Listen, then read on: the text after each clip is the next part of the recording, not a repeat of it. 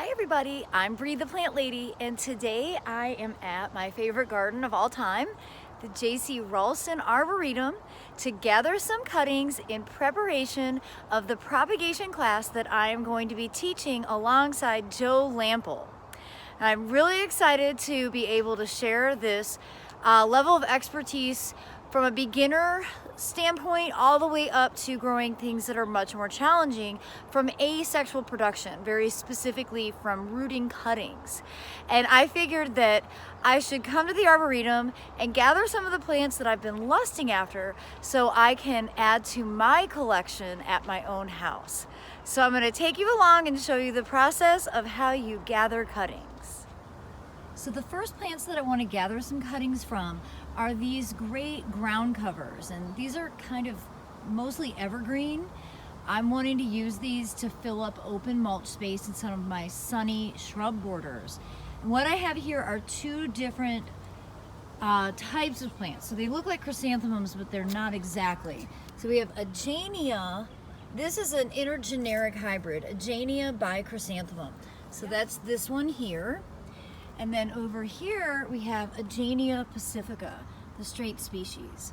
So I'm going to gather a couple of each of these. I know they will grow really vigorously and totally do their jobs as a drought-tolerant evergreen ground cover.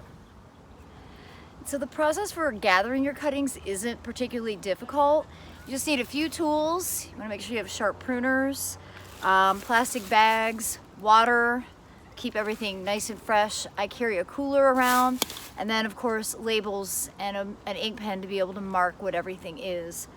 I'm going to take these today, and then I'm going to actually refrigerate all these cuttings overnight in preparation of us filming the proper workshop tomorrow and like through the rest of the week. So I'm just gonna take a few pieces. I'm going to make them longer than I would need so that when I actually go to stick them, I'll be able to have a fresh cut. So y'all might remember my enthusiasm for this particular Laura Petalum, which has this incredible flower display of pink, soft pink and white blooms.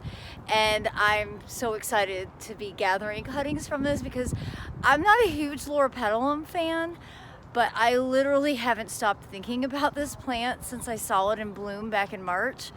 And yeah, I can't live a happy life without it. So hopefully my cuttings will root and I will get to add this to my home garden collection. Here's another tree that from an earlier tour of the Ralston I showed you. This is dogwood called Swanee Squat, Cornus Florida. And this is not the ideal wood to be propagating, but I am in search for pieces that don't actually have seed formation, that have a bit of flush of new growth. And so these aren't completely ideal, but I'm gonna try a few. This might be one that I'll have to come back later in the summer when the nodes or the internodes have elongated more. But this is a tough one because it's a dwarf, as you can see, a dwarf dogwood. And so it doesn't really put on the kind of new growth that you'd normally want to stick. You know, you're look at how short these internodes are. Internodes are the space between leaves, essentially, along a stem. So this is actually a piece that has 3 good cuttings on it. So this is the kind of wood that I'm looking for right now. And just a side note, this cornice already has powdery mildew. Like, it hasn't even been hot, humid, or rainy, and it already has powdery mildew. I don't know why. I am always obsessed with plants that have sometimes these undesirable characteristics, but I can't help it. I love this plant. I used to have it in my garden. A not so thoughtful arborist removed it. I'll really never forgive that company for being so bad. Actually, I guess they were good. Their job was to remove leylands, and they took everything else out with them. But I've missed this tree for the last 5 years, and I'm excited to get it back. powdery mildew or not. So generally at this time of year, we're in kind of mid to late spring, I'm focusing on gathering cuttings of deciduous plant material. This is particularly for the tree and shrub category. So, you know, that would include roses. I'm not propagating any roses. I like to do my broadleaf evergreens as semi-hardwood, so I wait to stick those until usually the middle of summer, like July into August. So today I'm really just looking for, you know, plants that have healthy new growth, that have deciduous leaf, meaning the leaves fall off, that aren't in full flower right now. Because, you know, the chemistry of a plant changes when it blooms. And so what you're really looking for is to have the plant in its vegetative state where it's flushing out new growth. And that means it's going to be kind of in the chemistry stage where it's easiest to propagate. So remember, these are all unrooted cuttings that are going to go into a mist chamber, meaning for the next, you know, few weeks until roots initiate, I have to create an environment in which the plant has a balance in its respiration and transpiration, and it doesn't exhaust itself and, you know, drop its leaves and die. And so this time, you know, I'm in mid-May. This is really when I would focus on softwood material for deciduous plants. So here's another one of my all-time favorite dogwoods.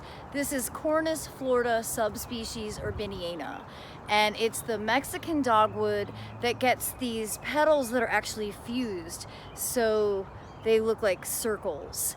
And this is one that I've propagated from this plant many times. My plant at home ended up getting ambrosia beetles and died from their borer stage. I actually lost most of my native dogwood and native redbud collection back in, I think, 2016 to ambrosia beetles.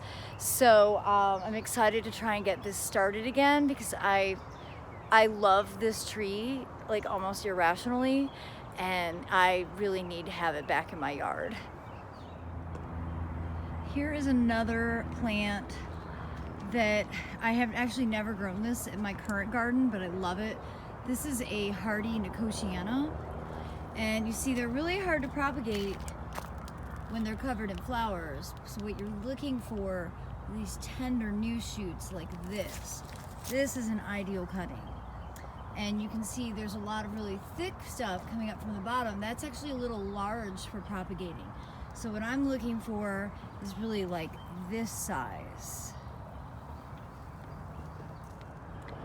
So here's a viburnum that I was super impressed with a few weeks ago when I was here filming with Jim Putnam, and he hasn't posted that video yet, but this is Viburnum sargentii, and this was like one of the last viburnums to still be in full flower. And you can see it's kind of like an open, you know, upright small tree, shrub, whatever you want to call it. And I was like, oh my gosh, I really need this variety to add to my collection. So I'm happy to see there's a lot of nice new shoots, but honestly that might be almost too tender. So what I'm really looking for is more like a piece like this. And you see there's quite a few. It's just flushing. I don't want them to be really big. So really a piece like this is ideal, and I can actually take that and get a little bit of a heel on it. The heel isn't always necessary, but I think that is kind of the ideal cutting. So now I'm going to gather a few more just to have backups.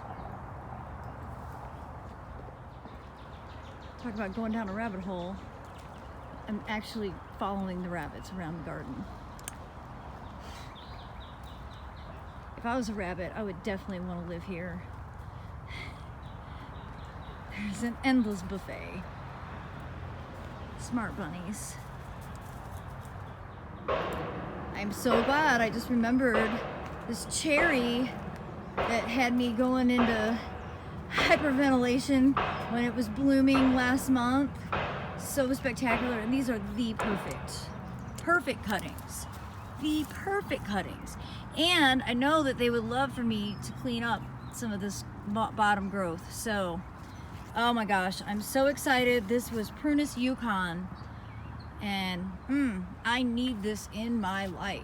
Look at how big this trunk is, and it's a really very large statured cherry. Okay, so while I have no construction noise for just a few minutes, hopefully, I want to go over some of the kind of ethical details of going through a garden and gathering cuttings. And first and foremost, you absolutely have to have permission. You cannot come to a public garden with pruners and just start trimming plants.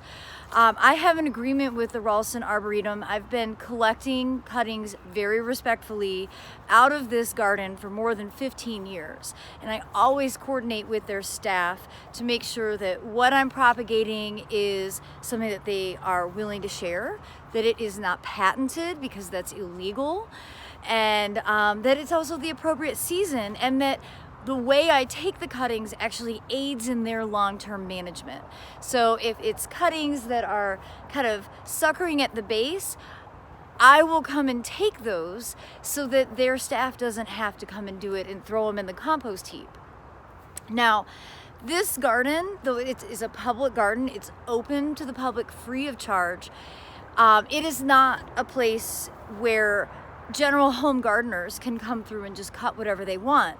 They do, however, offer really amazing plant propagation classes where you will be led by staff and taught the entire process and end up going home with really amazing plants that you would never be able to find at a garden center. So I'd highly recommend encouraging you to look at the JC Ralston website, look at their events calendar. They do propagation classes at different times throughout the year. And it's just a really great opportunity for you to learn hands-on exactly how to do this. Now, of course, I am teasing you with this video. I am not going to show you the process in which I stick all of these cuttings and get them rooted. I want you to participate in the class that Joe Lampel and I are putting together. That's what we're going to be filming the rest of this week.